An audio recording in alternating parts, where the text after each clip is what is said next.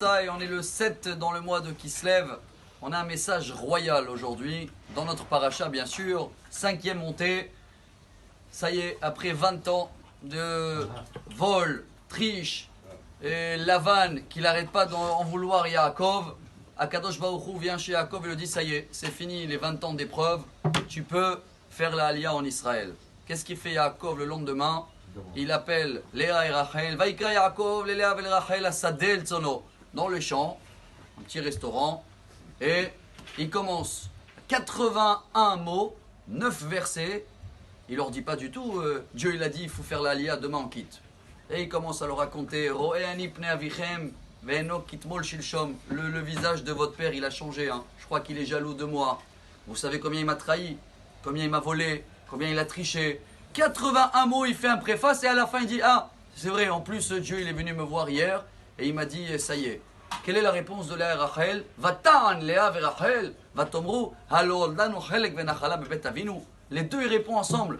Mais même nous, notre père il veut pas nous hériter rien du tout. Bien sûr on fait la Aliyah tout de suite. Le Shla Kadosh, Rabbi Yishayahu Horovitz, un grand rabbin qui était d'Ashkenaz, Francfort. Après il est enterré à côté du Rambam à Tibériade, décédé dans l'année 1630, nous apprend un message royal. Si la Torah 81 mots, elle te raconte une préface avant de demander quelque chose, c'est pour savoir, si tu veux que tous tes messages vont passer à la maison, dans le travail, jamais tu donnes des ordres. Même si c'est Dieu lui-même qui l'a donné un ordre, mais Yaakov il a appris de Dieu. Quand Dieu il a créé l'homme, il est parti voir les anges, il savait qu'il risque d'être jaloux. Hein. Il les a dit quoi? Naase Adam. Il dit Rashi, on va faire un homme. Comme ça, eux ils vont être d'accord. C'est eux qu'ils ont voulu, c'est pas que Dieu. Yaakov a révélé, comme ça il dit le Shla Kadosh, hein, il a donné la motivation que c'est les femmes qui veulent faire la Aliyah. Parce que s'il aurait donné un ordre, mesdames, la Aliyah, Dieu il a dit on fait la Aliyah. Non, il a fait passer le message de Dieu à la fin pour nous apprendre une histoire royale que vous la connaissez tous, c'est Shabbat, traité Shabbat, Talmud, page 23.